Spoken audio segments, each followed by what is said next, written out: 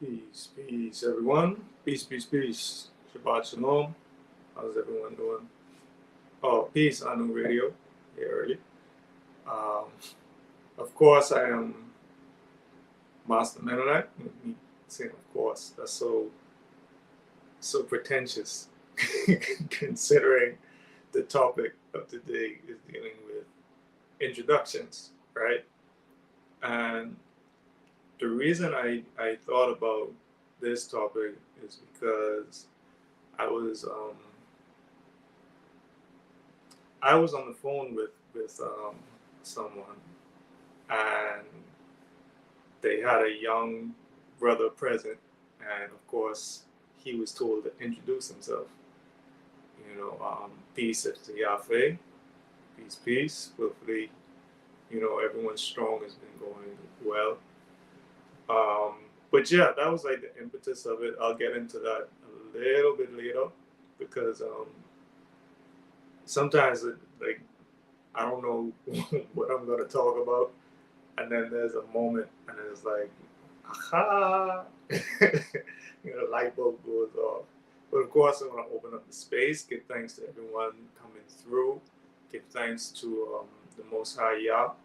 Um, all praises due to the Most High. And of course, give thanks to Chief Yuya for, building up and providing the space and flooding it, with right and exact and, living wisdom, enabling us to tap into that source as well.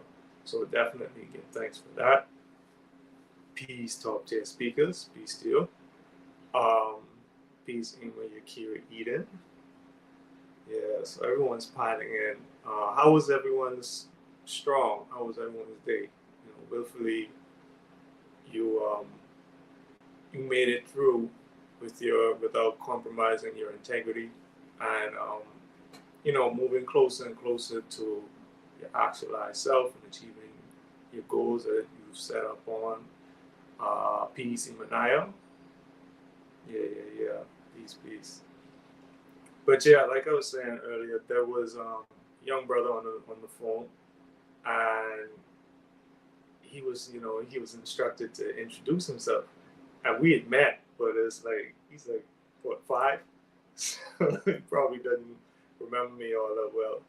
But he poked his head in. He was kind of shy. He waved, and it just made me think of even though I met him before, it made me think of the idea of first contact, which was something I think it was Maleficent. The sisters were doing, that month of movie breakdowns, I think in August. And Maleficent was one of the movies, and Chief he had said something in the chat. He said, pay attention to first contact.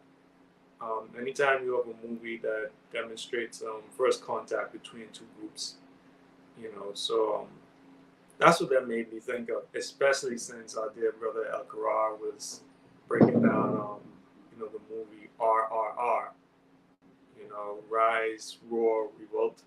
If I got that right. Um, and as he was breaking it down, he was talking about the history of colonization, British colonization in India, and he went into further detail last night, dealing with some of the revolutionaries that may have came up,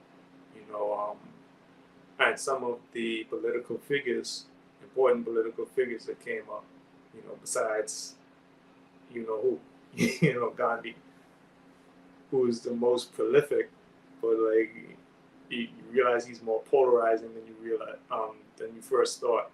Just hearing, oh, he was just he was just this peaceful soul. There was never anything wrong with him. He just, we have these ideas that we're introduced to throughout our lives, and depending on the nature of the introduction and the level of depth that we inquire into it, we may get something that's off and not realize it's off and just operate on something that's messed up for years and years until we get reintroduced, and you thought you knew, but it's like that's not what I heard. It's like Santa Claus or the Tooth Fairy, you know. But yeah, okay, cool. Y'all going through it, interacting in the chat. This is always good to see everybody filling up the space and fellowshipping, which is what we're here to do, right? Shabbat Shalom, Sovereign Eats. Honor Radio says, my strong was challenging and productive. How was yours? Okay, cool. Yeah, challenging and productive. Not just challenging, which is good because you were able to push through a little bit of elbow grease. Yeah, my strong was pretty similar. It feels like, you and I had spoken about shifting paradigms. The segment that Chief had done on, paradigm shifts, and it feels like that. Like you could feel like a season is changing, but it's like you could just feel it in the wind. The idea or the inkling is just that faint, but it's there. It's strong enough for you to know that it's not just like a feeling. You know something is coming or something is about to change. So that's how my strong went. I actually did more than I normally do, but it felt like this isn't. It just felt different. That's all I could say for now. Let's see who else. Let's see. Yafe says my strong has been. Oh, you can do this. God, I can do that. My strong was filled with opportunities to see my mistakes and where I'm lacking. Now I know where to make adjustments to realign. Okay, good, cool. Yeah, we all had we all had a similar experience. A little bit of background, and I knew we were all charged to update or even create LinkedIn profiles, and it forced us to sharpen ourselves and our ability to present ourselves professionally. And it's kind of something I want to talk about too, a little bit, a little bit. Yeah, because we did the assignment, but there's a lot of I'll call it internal friction in terms of how quickly we jumped on it. We got some wisdom, we got some information, and everyone experienced a different level of maybe some were feeling insecure about what they had done so far, or maybe we weren't sure of how we should present it. No matter what the case may have been, it highlighted the importance of growing as a community, and checking in on one another and edifying one another, and Chief had really hammered that home. And it was like eye-opening.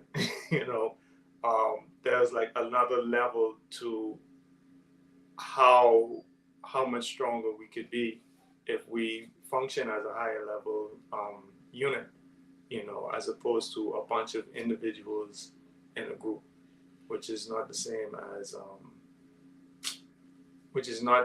as being a community. So top tier speak. Oh, I'm sorry. Naya says my strong was similar, challenging yet productive. Grateful I finally updated my profile. Okay, yeah. It wasn't that challenging though, which is it kind of bugged me a little. It wasn't all that challenging considering we had each other, but it's something that I noted in courses that I'd taken before, where group work was very heavy, and you see different dynamics that work out between different people, but you also get to see that I'll I'll help because I was instructed to help, but as part of what Chief had talked about with school damage, we're taught so heavily to rely on ourselves and do individual work. Um, don't look at someone else's paper or don't talk to anyone because that's cheating. When in reality, when you graduate, it's called collaboration, or basically you're taught to do the opposite of what you should really be doing once you get out of school. You're taught to sit alone and don't ask for help. Study on your own. Don't compare notes with anyone. Um, you're taught that if you make a mistake, that's the worst thing that could happen. When in all honesty, a mistake brings you closer to the truth. But there's such a fear around making mistakes that you can't really approach anything with any level of understanding of what the stakes may be. What happens if I do make a mistake here? Some situations you can make a mistake 4 or 5 times, 50 times. As long as you get better, you can just keep going at it, going at it, going at it, and you keep refining yourself. Other situations, like you got to get it right the first time. You're in a situation where, like those action movies in the 80s, early 90s, late 80s, mid to late 80s, like you always have someone who has to defuse a bomb. Never saw a bomb before in their life, but now I got to defuse a bomb, and I got like 2 minutes, and the bomb squad arrives in 20. So, do or die. There are certain situations where you've got to, you've got to be able to do it and trust and have faith that what you're going to do is the right thing. But that also goes into something else that I wanted to bring up, which is protocol. Chief did a segment on protocol. He did a couple of segments on protocol on the Chief UEL podcast. So it's going to feel like I'm jumping around a lot because I listened to a lot of podcasts this strong. So I got some notes, sticky notes strewn around my desk here, and I'm going to do my best to keep it to keep it very streamlined and willfully walk away with a better understanding of how we should just view the way we introduce ourselves, but also how we should view what we introduce to ourselves and to our loved ones, our family, community, etc. Top tier speaker says, my strong was strong. Got everything I wanted to get done. A lot of pushing through, persistence, and perseverance, which is, Metsuyan. Excellent. Ima Yukira Eden says, my strong was full of newness as I adjust a little lifestyle shift that requires me to be more thoughtful about how I use the gift of time. Yeah, time is a precious commodity. I was actually speaking to a friend of mine today about, I think it was the first time I spoke to Chief. It was in a reading. And I had noticed, like, after like maybe the fourth or fifth time, he wasn't saying this year or next year, or last year. He wouldn't measure time in years, but he would measure them in like seasons, which means it was like the period of time was like the onus was on me. Almost like in this season of your life, you may be going through this, or in this season of your life, you may want to focus on this. And it was like, it may take less than a year, it may take more than a year, but you want to do this properly.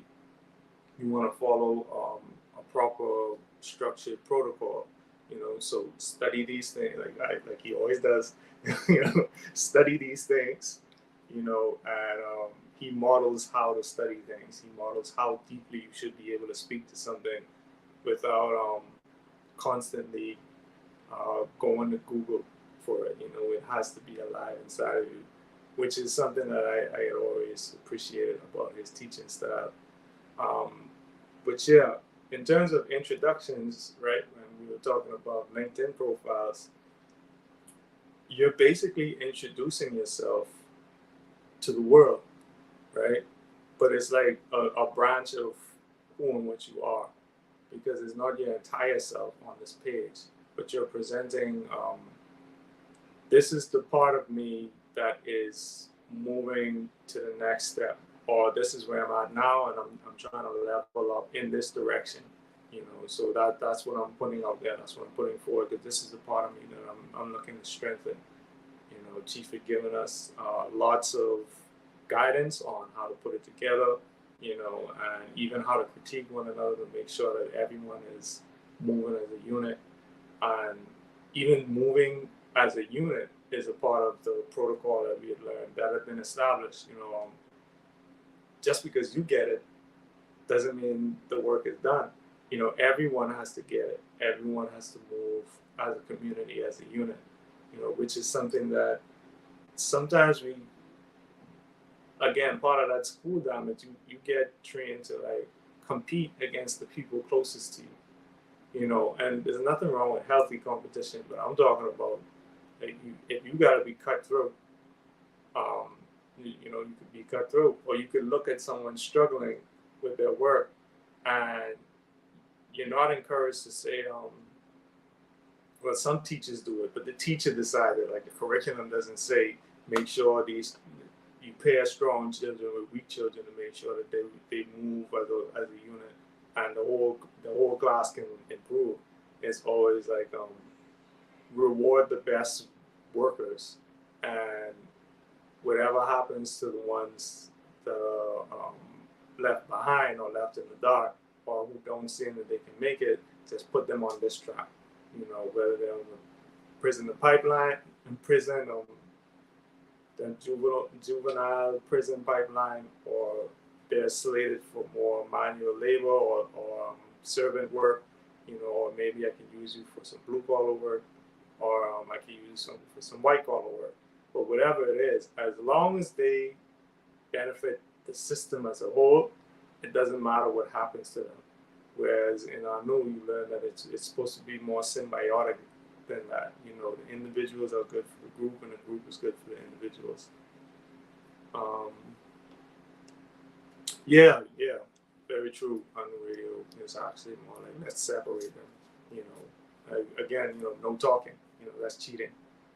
And it's something that I think sticks in our subconscious, where you may see someone who's struggling, but it's almost like, I don't know if y'all ever had this feeling where someone, peace, we could say, someone may be in your class and you're trying to do the best that you can, but there's like this this twisted side of you that's like you hope they do bad, so that you look better. You know, I'm closer I'm close to the top of the class, but I'm not the top because this person is always ahead of me.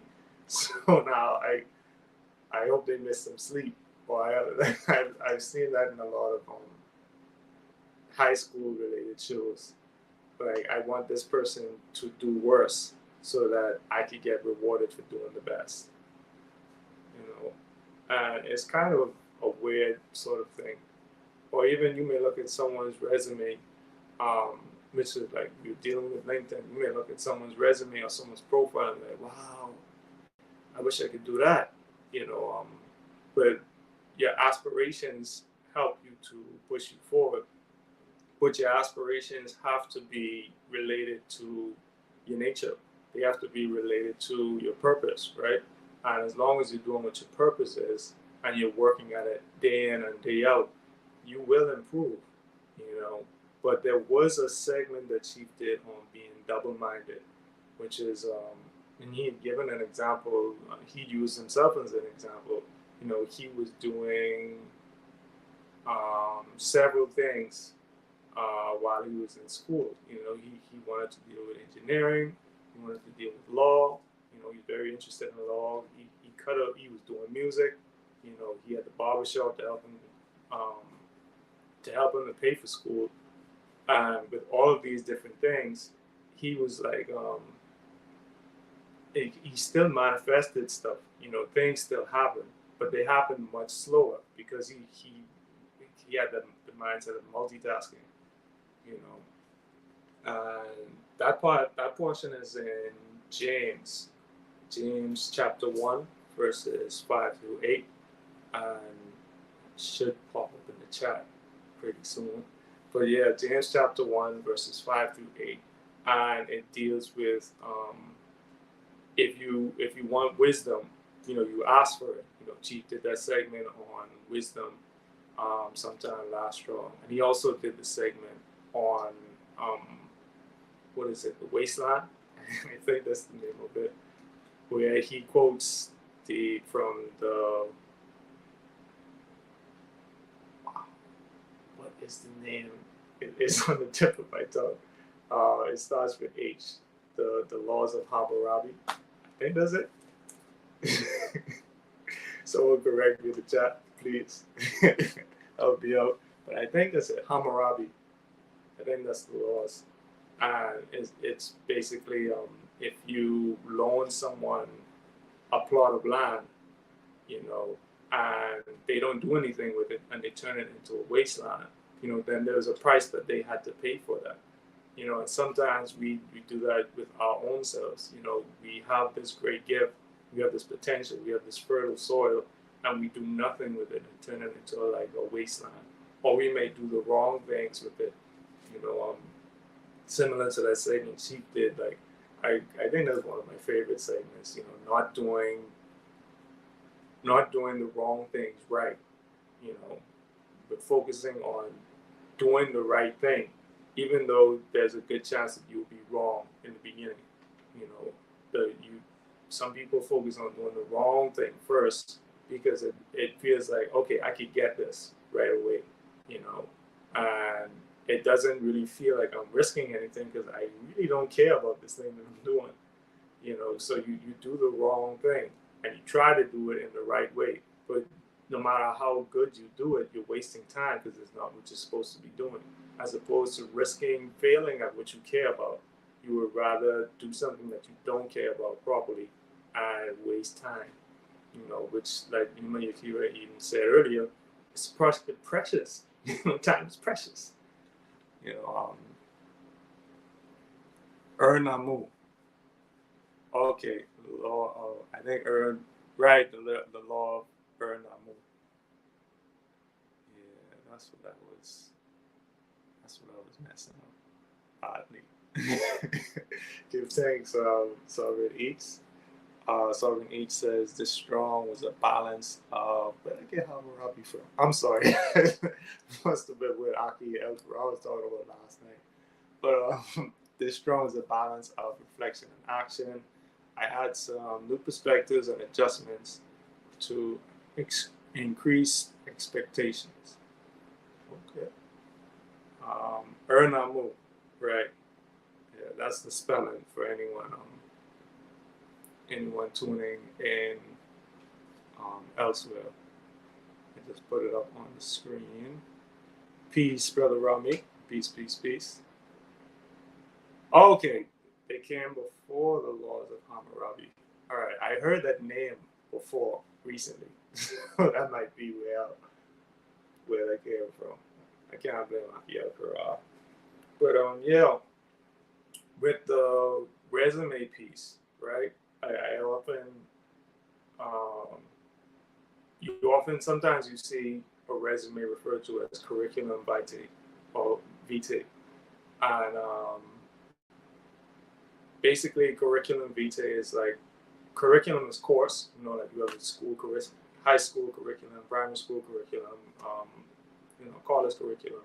It's your course, and vitae means life, right? So curriculum vitae is like the course of your life, or what you've done over the course of your life, and being able to reflect on what you've done over the course of your life helps you to understand like where you have made contracts that you probably shouldn't have made, or maybe you made contracts that you should have made, and you could keep them, or maybe even you've made contracts that you should have made, but you made them in a disadvantageous way, or you made them in a disingenuous way, and you may need to renegotiate those contracts. Like, you don't have to get rid of them, but you may need to look at them again and say, I think I'm getting a raw deal here. And it may be because you made it at an earlier stage phase in your development. You made it when you may have been a little less confident, a little more fearful, a little less skilled. And you need to look at it again and sometimes even reintroduce yourself to yourself. and like look at it again and be like, I don't think I knew what I was doing there. And you might call the person out and say, like, listen, I know we had this deal going on for a while, but I think we need to look at how we're doing this again because it's not adding up. And I don't think this is going to be sustainable based on how I'm going to be moving forward. Which is why I brought up the seasons before, because a season, you might enter into a different season in your life and realize that you're doing something that it may have served you in an earlier phase in your development, but it's time for you to maybe you need to take off some training wheels, and start learning to pedal, with 2 tires instead of 4. Or maybe you may have tried to skip the training wheel phase and you always wobble when you take off on your bike. You may need to slow down and work on your takeoff a little bit better. But yeah, there's some things that you can definitely grow with. And that's some of the things that we had noticed when we went over not only our LinkedIn profiles, but each other's profiles. Some people, what was good guidance for some people also applied to me. Willfully being in the presence while I was being corrected helped other people too. This is it's the point. The point is for us to commune with one another so that we don't have to do it alone, as often, dictated to us by Western society. You have to be self-made, you have to be independent, you have to be on your own, you have to keep a small circle, you have to cut people off anytime they say something that might remotely offend you, And if you're living in offense, then it means that you have a spirit inside of you that you may not be addressing, or that you might be nursing that, again, it shouldn't have been there. The contract shouldn't have been there. But how do you know when a contract should be there or not? How do you even know what kind of contract it is? You may have to go back and trace it back to your first contact. What happened at our first meeting that dictated the protocol of how our relationship is going to go. So there was a show, of course it's an anime, there was a show that I started watching a few years ago, and I really liked it, but something happened and I think I had to put it down. But I recently picked it back up. It's called Mushishi, right? And basically the premise of it is that this is like, I don't want to say ancient Japan, but it was years ago. You say that, maybe even centuries ago. And there are these creatures known as mushi, right? These mushi are basically, you can think of them as spirits. These are very primordial, very ancient energies. And they exist. The way the show frames them, they're not like these spooky things that live on the other side of some veil. They live on a different vibration, sure, and everyone can't see them. But they're still classified as like flora and fauna, as opposed to classified as long as it's something spiritual and I can't see it, I have to bow down to it. They're just treated like animals because they have an essential nature that they obey. And what we see with our main character, Ginkgo is what's known as a Mushi master, right? Mushi master, but that's self-explanatory. And he's sort of like what you would consider like a Babalawo or an Orunmila type of archetype, where he travels the world and he helps people to deal with Mushi who they're not necessarily always harmful, but they can be disruptive, or they might be living in, amongst humans in a very disharmonious way, right? And this goes back to wisdom and what Chief had mentioned about wisdom being listening and doing, right? Listening to what the Most High is telling you, and then going ahead and doing it, you know. And sometimes we initiate and initiate and initiate. We have so many different things that we introduce to our lives and to ourselves, or that we have just swirling around us because of the environment that we live in, that we may not know which sounds to pay attention to or which sounds to focus on and which ones that we may need to tune out. So there are a couple of, I think I watched up to episode 3, and they all like touched on the same thing. Like, these energies are around us, but they have a certain task, or they have a certain food source, or they live in a certain way. And as long as you can understand that, then um, you can sort of arrange your environment to where they don't necessarily have to be what do you call it, exercised. You don't need to perform an exorcism every time you encounter a spirit. It might just be passing through, doing what it does. And you have to be aware to that degree of what's been introduced to your environment, what's passing through, what's trying to set up shop and stay, and where you want everything to be, because you're still supposed to be mastering your environment, or you're supposed to be adhering to the protocol that the man of the house has set for the family. He said, this is how we're going to move. This is what we allow. This is what we don't allow. This is how we eat. This is how we drink. This is how we learn. This is how we deal with wealth. This is how we talk to elders. All of these things are part of your culture, right? All of these things are part of your community. And, today's mathematics, knowledge, culture, all being born to power, right? So you have knowledge of what your culture is. Your culture is the way that you do things. And the power that you get is that you can review the truth of your origin. And that truth of your origin is the only really real means of refinement. Once you understand and you can examine the truth of your origin, you can see that culture / freedom in effect. Because now you're being empowered. Your mind is being freed. So everything that you do, it speaks to the truth of your origin. It speaks to your introduction to the space. You know what you were. And that's what you have when it comes to these different things. When it came to introductions too, I thought it fascinating to look into. I'm gonna keep looking into it, but just different points of first contact. Like, anytime you would see an angel pop up in Torah in the Bible, they would always say, "Fear not." And it's like, all right, I know what I am, and I know what you are. Don't be afraid. I know this is, I just met you, and this is crazy. But yeah, I can phase in and out. I can pop up and you not know I just entered the room. So don't freak out. I'm not gonna hurt you. I just came to, pass on a message, and I'll be on my way. And they were actually treated with reverence. It's like, oh, okay, you can come in. We'll set up some tables. You can have some food, like we had with Abram or Abraham and the angels that visited him. And they told him, like, this was about to go down with them 2 cities over there. This was about to happen.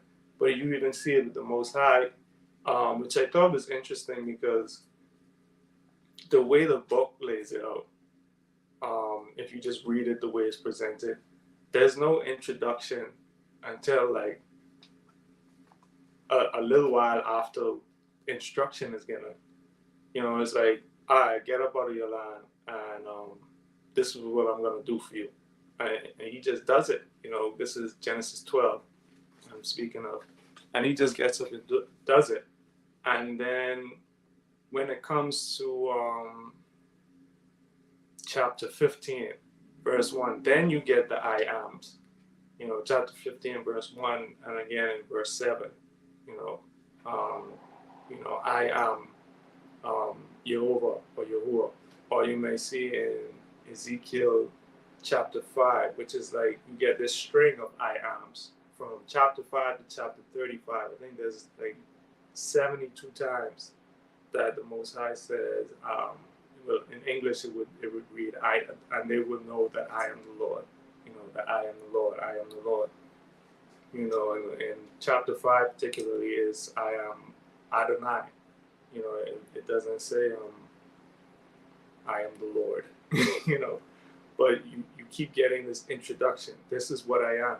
You know, particularly in verse 5, um, where he's like, all right, so I made this promise to Abraham, and you know, okay, Anu Radio just put it in the chat. This promise, you know, so this is the promise that was made. Genesis 15:1. After these things, the word of the Lord. After these things, you know, like the Most High had told him, get up and go where I tell you to go, and he's traveling through Egypt, and he, because he's afraid that they'll kill him and try to take his wife because his wife was good looking. He's like, yeah, that's my sister. Yeah, it's my sister.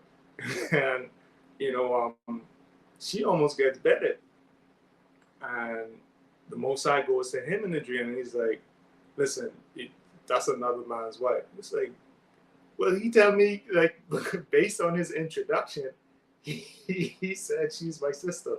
So what am I supposed to do? I do nothing wrong. He's like, yeah, I know. That's why, you know, I didn't let you do what you was about to do. Just return her to him, and you know, we'll be all right. You know.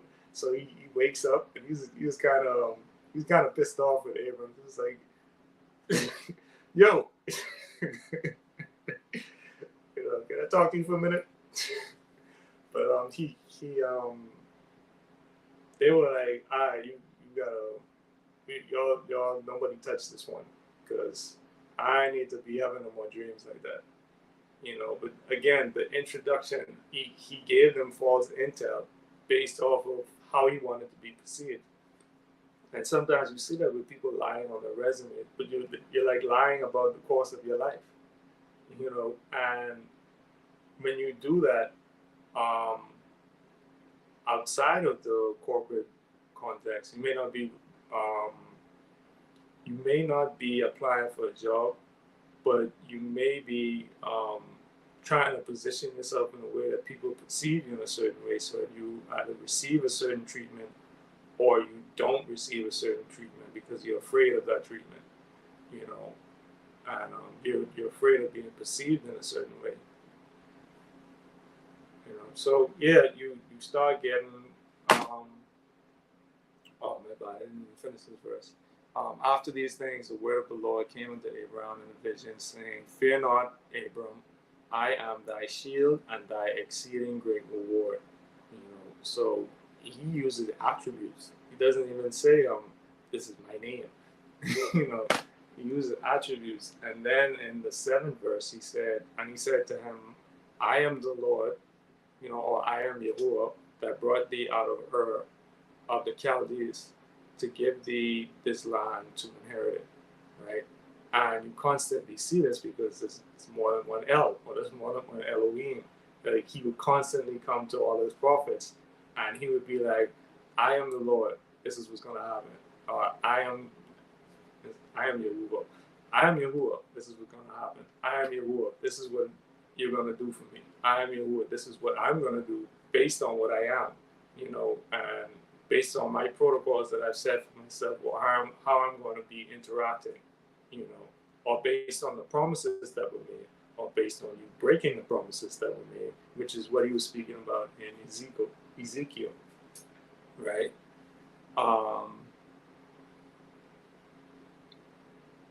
Right, Top Tier Speaker says, that's interesting. I'm so curious to explore the context of why angels would come saying, "Fear not, I have some reading to do." Yeah, you know, there's actually memes around, because you see different descriptions of angels throughout the book. And a lot of them aren't like humanoid. Like, we often see them portrayed in movies with a human, and all they have is, to signify them as an angel, is they have the wings of a stork. You know, which is how some of them are describe. So even with that, it's like, okay, what's going on there? They coming out your back. What you got going on there? You know, or even with the cherubim, the description of that, you got like four heads, and yeah, I recognize that there's a human face looking at me, but you got a little extra stuff going on over there. You know, but introduction, right? You shouldn't offer us interaction, offer us energetic exchange should not be fair. You know, like Chief often says, how you start a relationship is how you end it, right? And our first interaction should not be fair. But there are other relationships that are, and as we go, like as we go along this walk, right? I start to understand more and more when Chief says, you know, people often go up to him and ask him, you know, like, what do you do? Or what's your religion? And he's like, I don't have a religion, but if I did have a religion, it would be family or it would be relationships. You know, relationships are super deep, but because when we hear relationships, we often think of amorous affairs between male and female. Um, just from a colloquial perspective, it kind of gets tricky and you can get tripped up because of your introduction to a concept. You know, if I can get in your head first and tell you how to perceive a thing, unless you shift your paradigm of how you perceive that thing, you're going to basically be locked inside of a prison of thought, you know, and you'll be your own warden. You know, you'll guard yourself against even examining that thought because you don't know it exists outside of that small room that you've been living in for however many years. Um, Sister Yafe says, maybe they knew they looked scary. They had multiple faces, feathers, and eyes, and some of them were on fire, like seraphim. Yeah, um, that's true. Top 10 speakers. It's a command too. Like they're over the same, they're over the same reaction. I can imagine how annoying it would be, you know, if you know that you look the way that you do because of your nature, but this creature that you're about to go and visit, it it, it lives in such a static reality that seeing something like you is gonna frighten it. You know, it has that fear of death. You walk around and it's like, oh yeah, things things do die around here, don't they? I forgot. You know, um, it's like, oh yeah, they fear death over here. So yeah, don't be afraid. You know, like you see you might see a stray dog that's had a rough life. You gotta calm it down first before you can even attempt to feed it. You know, like Chief would always say, you can't preach to a starving dog. You know, even to feed it is sometimes a challenge depending on the level of trauma and fear. Um, Sovereignty says, right, the seraphim are the fiery ones, so I can only imagine the countenance of those beings. Yeah, man, it's like freaky. You know, what's going on with your face, bro? Yeah, I'm gonna need you to stop doing that. Yeah, man. So you have a lot of different things with the Mushishi piece. Um, Whenever he comes around, he has to do a diagnosis because he moves very much like a doctor or a medical practitioner. He would come to the person. He typically hears about them. For example, the first episode was about a young man who, like, whenever he draws something with, I can't remember if it was his right or left hand, but I think it was his left hand. Anything he draws with his left hand actually manifests. Like it turns real. But sometimes it was difficult for him to write because they use pictographs. So if a pictograph shows up in a word that he wants to write, like it would start floating off the page and start flapping, you know, like a bird or an animal, you know, and these were Mushi that he was like channeling and bringing into the physical world. And there was another one where there was this girl who had sort of like an infection, but the infection was basically Mushi that lived like parasites in her eye sockets. And they were like, anytime she was exposed to light, she would experience extreme pain because they don't like light.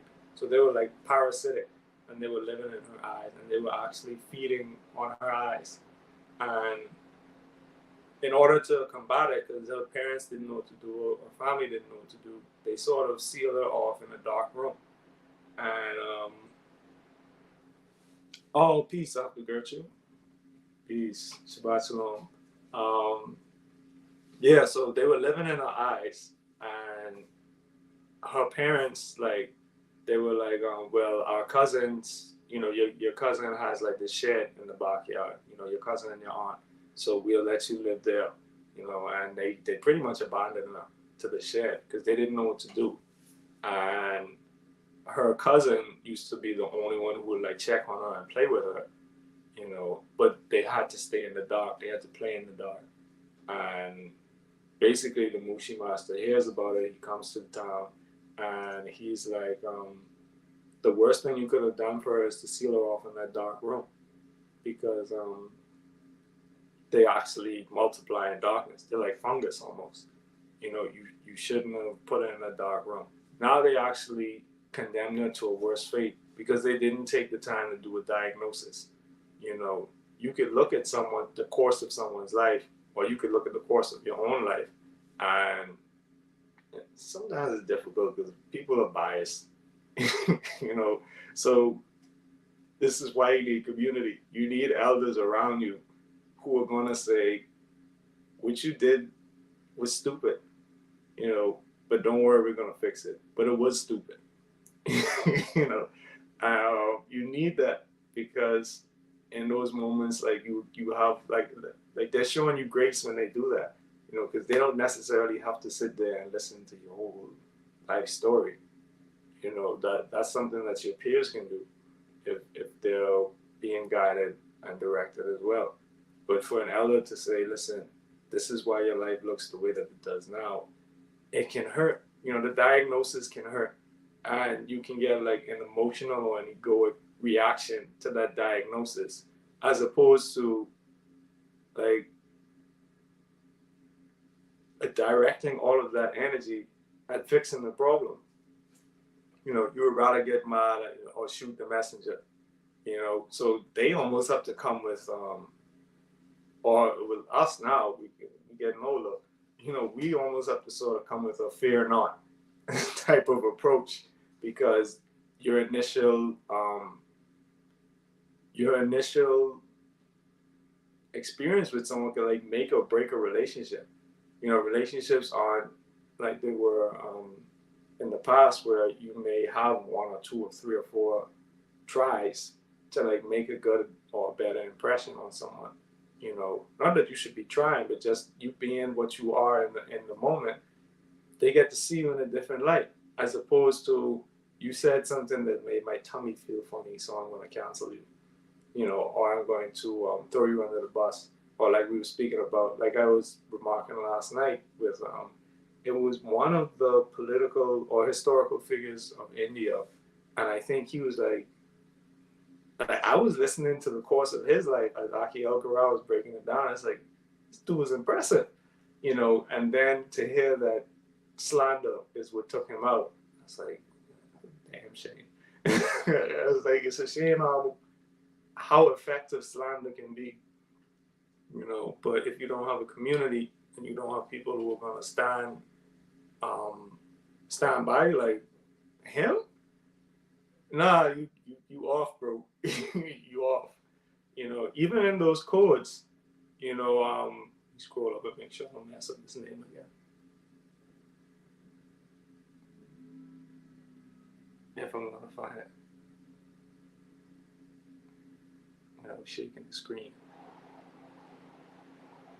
But it was Namu. one of those laws was like, if you testify against someone and the testimony is proven to be false, you gotta actually pay the price for that.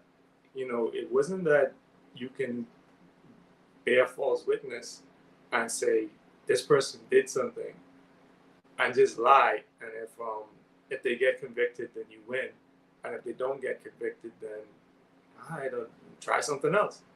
That's not something that you should be able to do without consequence, because it's a very sinister thing. But again, they lack protocol because there's no sense of consequence, which is something that Chief had brought up in that segment on protocol. Like he used the example of someone who just jumped on one of his posts and tried to correct him, and it was like, I'm a man. You don't just jump up and try to correct me. And if you were really trying to correct me, you could have come to me in private. Why would you just jump on a post and try to tell me what to do, and then try to shield yourself by saying, if you don't accept what I'm saying to you, then you're weak. It's a, like, it's irritating. Like, you really think not just that I'm stupid, that everyone else around here is stupid too. You're just gonna insult the whole room when you're not even talking about what was being said in the post. But again, there's no sense of consequence, so he wouldn't have any type of incentive to even read the post, because he's an internet gangster. He wouldn't even read the post and see if he was asking the right context, um, which is something that also, like, it can mess with an introduction, because you may be introduced to something and your mind isn't even in the right space. Like, can't feed it, can't preach to a starving dog. You could be around the best wisdom, but it was one of the, I think it was in the double-minded segment, the Chief said something along the lines of, you hear what you hear, but you don't hear what's being said. You can only hear what, like, you can only hear what your brain is telling you. Similar to what Aki Zak was saying, you can only see what your brain is telling you. You can only hear what your brain is telling you heard. And if you have like a peanut-sized brain, because you live in a world, in an echo chamber that is devoid of consequences, then you're going to start having experiences where, that's not the case. Like, unless you just keep yourself constricted and keep yourself bound in fear, and refuse to grow, refuse to expand, or refuse to progress along with your career path that you said that you set out on. There was something I had to write it down just to make sure I said it properly. But Chief had said, protocol becomes important when not only we want to make sure that we're feeding each other properly, but also make sure that we're protecting the essence of what each other is evolving into. So when you have people who are attacking that, those people are essentially attacking your community, which was profound.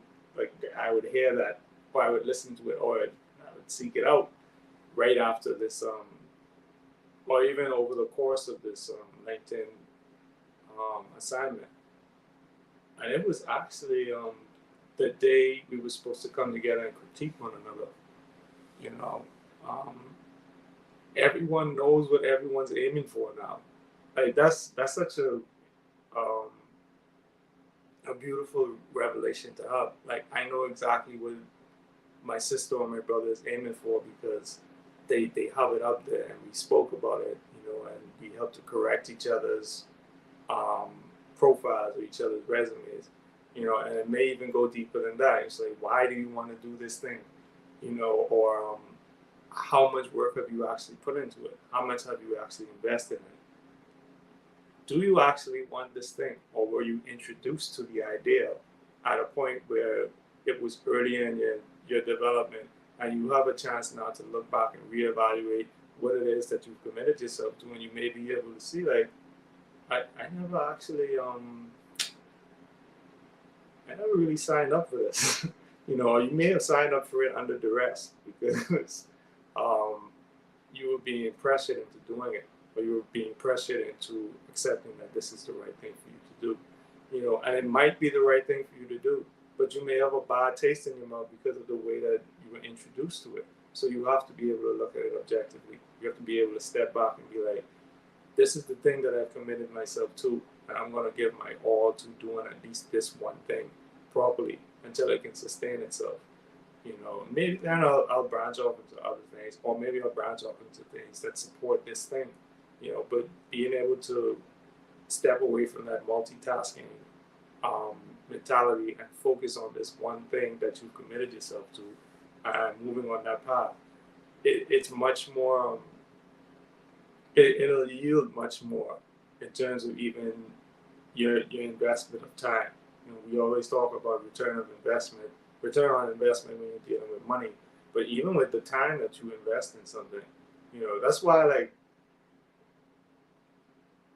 the dating atmosphere in the West is so crazy right now, because you have um you have thoughts that have been sown into certain females or groups of females, and you have certain young men or males who are like, I can't invest any time into this thing because there's no foreseeable return, and it's actually a liability, because the the um the projected outcome of me investing time um into forming a relationship with this person is that I have to at some point go all in.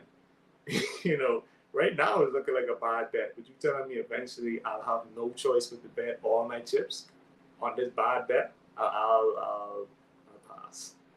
And you get this back and forth. But again, they get introduced to certain ideas, like you always hear men are this way, or women are this way, or men do this, women do this. This is their nature. This is their nature.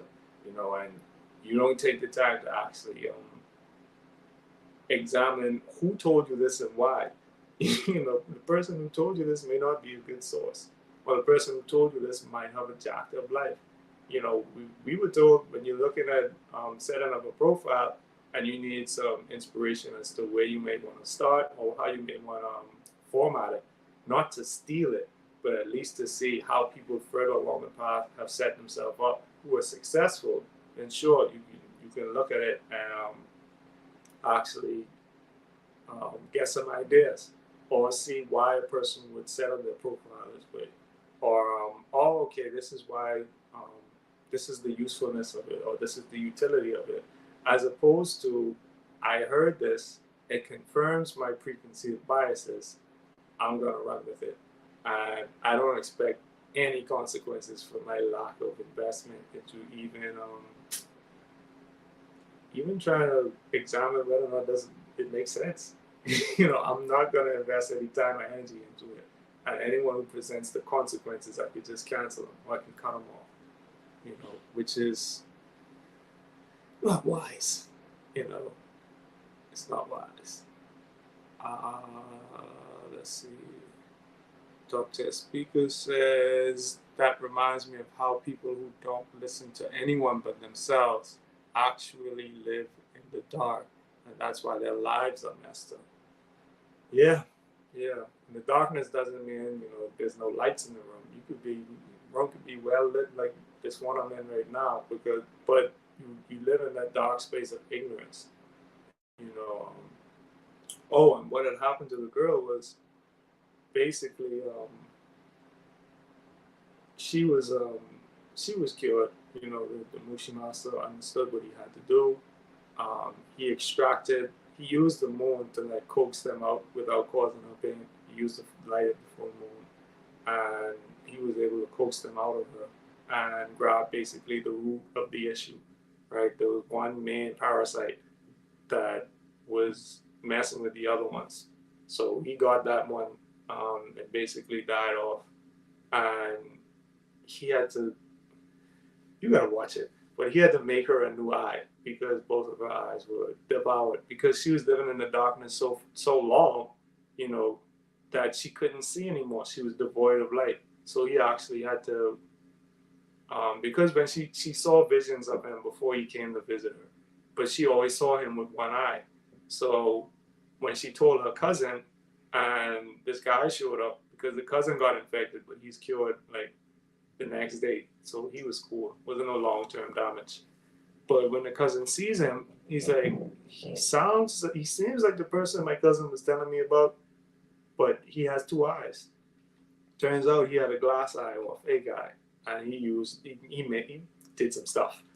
He did some bushy stuff, and he basically made a new eye for the girl. So they both basically have one eye, but he was able to give her the gift of sight or of light, right? And if you think about it, that's what we have our elders help us do when we step out of those dark spaces or those places that are saturated with ignorance, which are expanding more and more. There's like as you grow, like I'll speak for myself. As I've grown, I found that there's less and less places that I want to be because maybe the saturation of ignorance is a little too high, and it's not like I can't move through different types of circles, but it's just you're ignorant to the point where you willfully ignore different perspectives, which makes it difficult to form a relationship with you because you only want to hear what you are, and if I'm not what you are, then I can't be around you. I'm not going to be what you are just because you'll get offended otherwise. So it gets kind of difficult to be around certain spaces. College campuses are no, they used to be. I'll leave it there. Yeah, Anu Radio says it's helpful to know what skill sets are within the community. Yeah, that's true too. Knowing what skill sets are in the community, that you don't have to outsource anymore. You could go to your brother and sister and be like, this is what I need. This is what I'm looking to do. Is this something that you can help me with? And you can build with them like build another form of rapport, or build with them on a different type of vibration that you probably usually do. Or maybe you don't really intersect like that because you move through different cells within the community, and it gives you an opportunity to see, to get to know each other a little bit more through work and collective work and responsibility, right? So, Top Jet Speaker says, I like how everyone is self-determining who they want to be. Yeah, that was like the scary part about one of the scary parts, I think, about the LinkedIn profile, because you're determining who you are.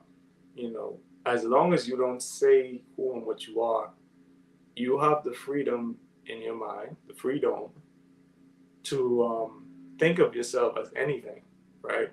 But once you proclaim, this is what I am, this is what I am, they will know that I am Yahuwah, or they will know that I am Adonai. I'm saying this is my nature, so you should expect this from me. You broke these laws, so you should expect. Like, you saw what I did to everyone else. Why do you think it was sweet when it came to you? You saw what I did to Egypt. You saw what I did to the Amalekites. You saw what I did to all of these nations around you. Why would you be any different if I told you not to break these laws, not to break these statutes, move in this way? Why would you do otherwise and assume I'm just going to take it?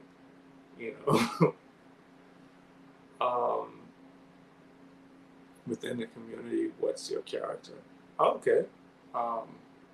Is this rhetorical, or are you asking everybody in the chat? Because I think it's a good question, considering we just went through this assignment. What's your character, or what do you do? I've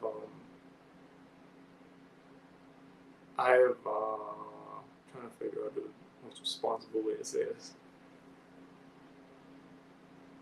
I have determined, yeah, that's a good word.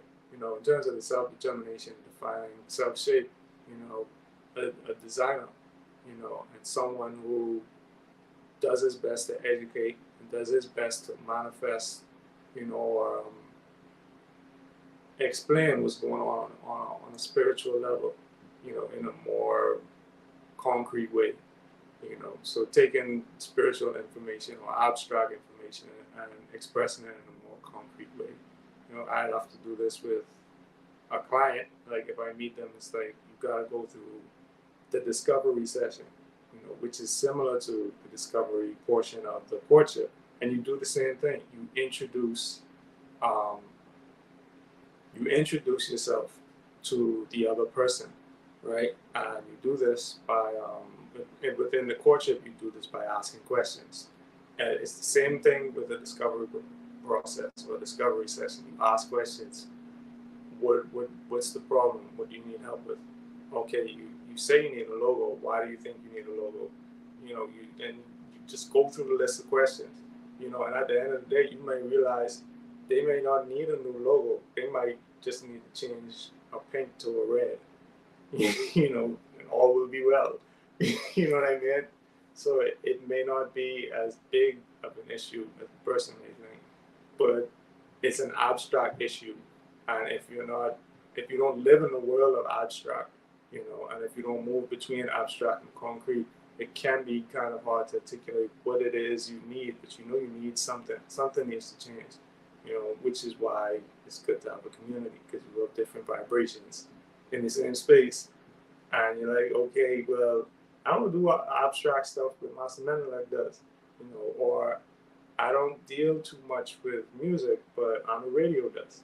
I don't deal too much with healthy food, but I know Solving Eats got me, and it moves like that.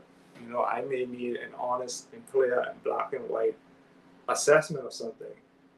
Let me see if I can tap into Aki Zak's energy and ask him what's going on, because he will tell me that doesn't make any sense. He goes, what you just said makes no sense. Why would you do that? Black Spy. Please, Black Spy. I am seeing now that it is extremely important to keep truth, facts, and impeccable speech meditatively on the forefront of the mind, for one can control another's speech. I don't know if you meant to say can't. I was with you until I read the rest of that. But yeah, it is an extremely. I'll respond to the first part, the last sentence. Correct me if I'm wrong. Did you mean to say can or can't? But yeah, it is extremely important to keep truth and facts and impeccable speech, right? And that actually goes into what Chief has spoke about personal protocol. You may exist in a space where it's lawless. You may exist in a space where people just, like Chief said, sometimes people freestyle. They don't necessarily have any codes or laws or mores or culture. They just go. And if something rubs them the wrong way, they respond in kind. Or if something, bores them, they just leave it alone.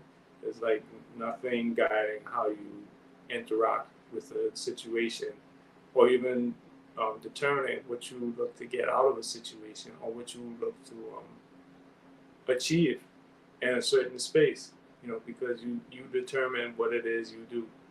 You determine what it is you receive based on the causes that you put out. That cause and effect is something that people like to ignore, because if the effect isn't something that they would consider to be good, if it's something that's bad, then they don't want it. I'll just ignore that and go with the good stuff. But yeah, peace, Jeremiah mine. Oh, okay. Talk to the speakers. It was rhetorical. All right. Does it need to be? I'm just playing. But yeah, I had so many different notes. But there was another piece with the Mushishi. These are like 3 different episodes. I think it's a cool show if you ever check it out. It has Aki Elkara did a movie breakdown on an anime movie that I was so glad that he saw the request that I put in. Princess Mononoke. It sort of feels like that. It's in that sort of era. Everything is green in the first couple of episodes because the closer you are to nature, the more of them you're gonna see. But the third episode was about these mushi that deal with sound, right? So like it's like a pattern. Some deal with sound, some deal with light, some deal with imagery, and yeah, the forest ones are dope, right? But yeah, the ones that dealt with sound, they were called Un. I think that was their name. They were called Un. And basically, what Un do is they eat sound. Like that's what they subsist on, sound. And there's this village where it's very remote, and every time the winter comes around, like people tend to lose their hearing, and after winter passes, like people, like they even had like a little nursery rhyme or a legend telling you to cover your ears in the wintertime or else you go lose your hearing, right? Yeah, Imanai it's a cool show. Yeah. But basically, they are these mushi that take root in your ears, and they absorb the sound that's coming in. So there's nothing wrong with your physical ear, but they're eating the sound before it gets to your ear. So you think you're going deaf, and you don't know why. You know, what's interesting with them is their shape. The shape of them is they're shaped like the what's it called, the conclave. The thing that's shaped like a snail. They're shaped like that. Which is interesting, and they go on clockwise. But the Mushimasa is pretty. It's pretty easy for him to cure that one. All he needed to do was pour hot salt water in the ears, and the mushi would basically it can't live in there. It had to leave. You just don't sprinkle some salt around. You'll be good. Just sprinkle it. you know. Um, but there's a problem with the village elder's grandson, and he he has different symptoms, right? First of all, these four horns grow on his forehead, and he not only can he not hear, but it's not that he can't hear. He hears different things. He hears things that aren't there. And what happens is these mushi, they feed on silence. So they're called the on. So you have the on that feed on sound and the on that feed on silence. I might have them mixed up, so don't quote me on that. But basically the on, that's what I'm going to call them in this context. They eat sound, but they keep making noise. I mean, they eat silence, but they keep making noise in the boy's ears to the point where it's like it gets unbearable. And his mother actually passed away from depression or from grief from these same energies. So it's like it's serious because she lasted a year. Even the Mushi master is like, I don't have too much. I only heard of one case that was cured. And no, I only heard of one case, and that person died within the year. And it was like Village Elder was like, that's the same thing that happened to my daughter. She got it, she died the next year. How long ago was your grandson infected? It was last year. All right, so you got all the time in the world, right? Again, like there are certain situations where you gotta get it right. You may not have time to fumble around or mess up or do trial and error, which is why you have elders. Right? Go to your elders. But there are some times where you may face a new problem, which is not necessarily totally bad because you have an opportunity to grow. You're not experiencing if you keep having the same problem throughout generations, something's up. You might need to reintroduce yourself to your family. How did my grandparents meet? I asked I asked my boss that, what was it, today? Yeah, I was really thinking about introductions, and I was like, well, my grandfather was on my mind. So I was like, how did you meet my grandmother? you know, and I was like, this might seem out of the blue, but just ride with me, So he told me, and it sort of it helped me to understand the dynamic a little bit more too, and the sense that he could rely on her, which is different from him depending on her. But he could always rely on my grandmother to do things for him, which was like if he told her to do something in such a way, like it would be done in such a way, which I always thought was a very good trait to have. But yeah, eventually they find out that these energies actually they were making all that noise because the human body isn't quiet. You have the heartbeat, you have blood vessels, you have everything is moving. And if you subsist on silence, then any little sound would actually be harmful to you. So the Mushi Master was able to use that to his advantage. But where did these things come from in the first place, right? So the little boy, after a couple of days, he kind of sneaks out and goes for a walk, and he can't hear anything. So when he walks outside, the Mushi Master is sitting on the roof. He's trying to figure out how to cure this thing. So he looks down at the boy and he's like, he almost asks him, "Where are you going?" But then he remembers that he can't hear him. But the little boy can still talk. So he eventually looks up and he sees him, like he's kind of shocked, but he's like, "Please don't tell my grandmother. I just got to get out of the house," because she's kept him secret for a year. She doesn't want anyone else to see the horns on his head, so she has to keep him secret. And the Mushi Master, like, he doesn't say anything because he kind of sympathizes with him. Like, if I was in that position, I would want to do the same thing too. I would want to get out of the house, especially if it's clear that I might die soon and nobody knows how to fix it. So he lets him wander off. The grandmother gets upset when she realizes he's gone. Maybe a couple of hours pass, and he's like, he doesn't rat on him. He's like, "Don't worry, I saw the direction he went in. I'll go get him." So he goes to get him, but he's sitting inside of a cave. And the little boy was like, "Well, I saw the snow picking up, so I came inside the cave and I started a fire." And Mushi Master is like, "Yeah, okay, I understand. That's cool. We need to get out of this soon." And then he realizes something. His hearing is starting to go. So he was like, "What's going on?" And then he looks up, and the ceiling of the cave is covered with Un, the ones that eat sound. So that's why the village kept getting infested, you know. But if it wasn't for like this diagnosis process or the discovery process to figure out which voice you should be listening to, or what the noise is going, where this noise is coming from, or even where this deafening silence is coming from, if that investigation wasn't made, or if everyone got irritated and kicked him out of the village, like, you don't know what you're doing, you don't know what you're talking about, cancel him, make him lose his job. I'll make sure you don't work in none of these villages ever again. I'll send out all the pigeons we got if I have to.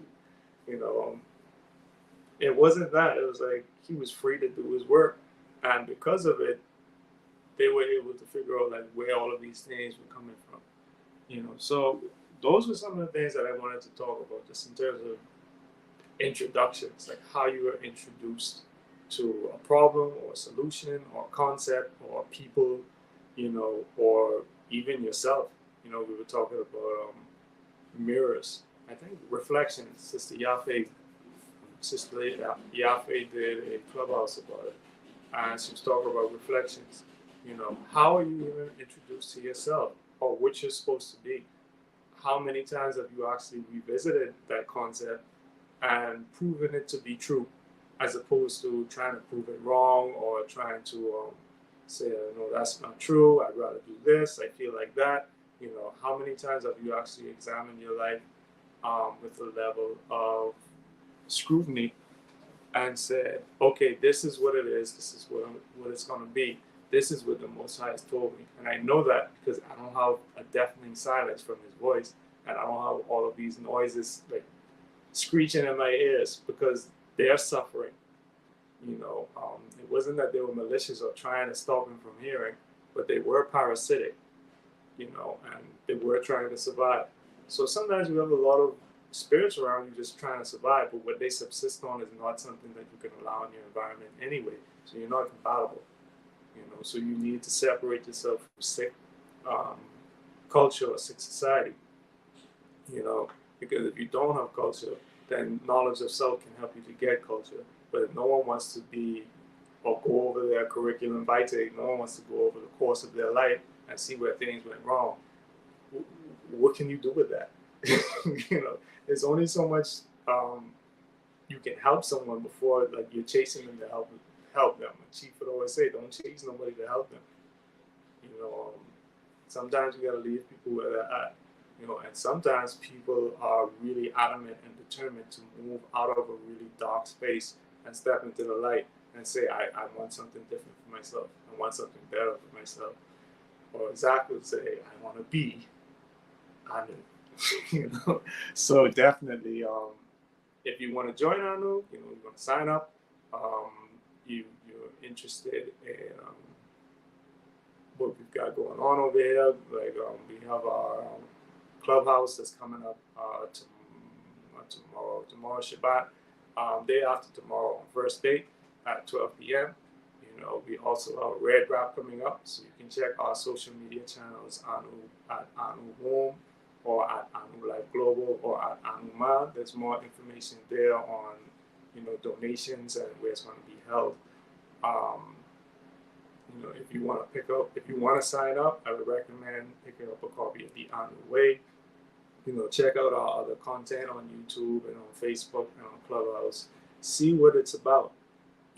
Don't just sign up because you heard something that sounded cool and you want to try to pick up some more cool sayings. This is a community. This is a culture. This is a bloodline. We're moving in a certain direction.